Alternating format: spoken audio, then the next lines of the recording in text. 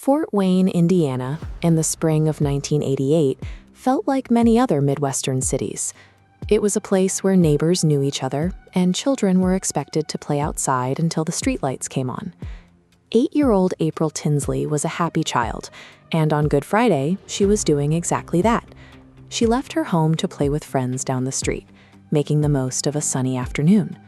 But as evening fell, the tone shifted. April didn't return home.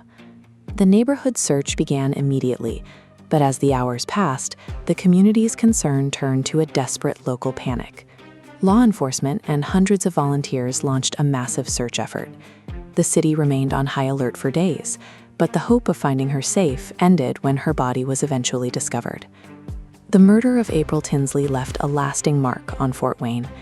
The collective sense of safety the town once enjoyed was gone, replaced by a trauma that would stay with the community for decades. The person responsible for the crime didn't just vanish. Over the next 30 years, they chose to actively torment the community, refusing to let the town move on. The taunts were brazen and highly personal.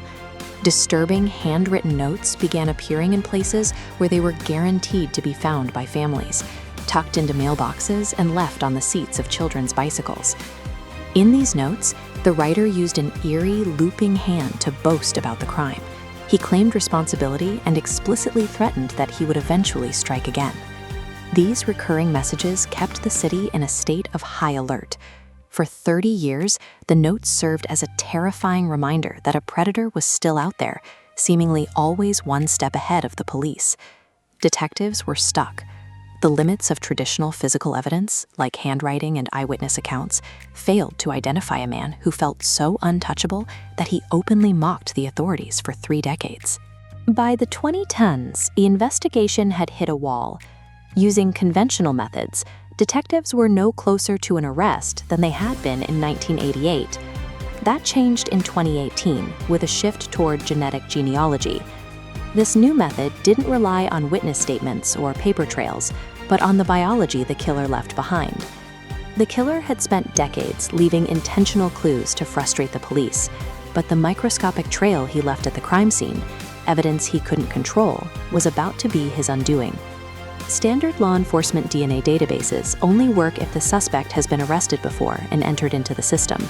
Since the killer had no prior record, his DNA sat in the files for 30 years with no match. To find him, investigators changed tactics. Instead of searching for the killer's profile directly, they began searching for his relatives. The process begins by uploading the crime scene DNA profile into commercial and open-source genealogical databases, the same ones used by millions of people to find their ancestors. The software identifies shared genetic markers to find the suspect's distant cousins. Genealogists trace these family trees backward, finding where the lines converge at common great-grandparents. From there, they map descendants forward, eliminating mismatches until the sprawling tree narrows to a small pool of individuals.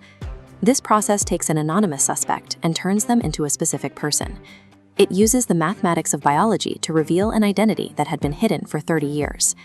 In 2018, investigators applied this mapping process to the evidence from the April Tinsley case. The research led detectives to a specific name, John Miller, an unremarkable man living in a small town just outside of Fort Wayne. After 3 decades of searching, the investigation came to a head on a quiet street.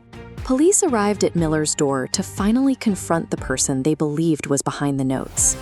When Miller opened the door, he didn't seem surprised. His first words to the officers were, "I've been waiting."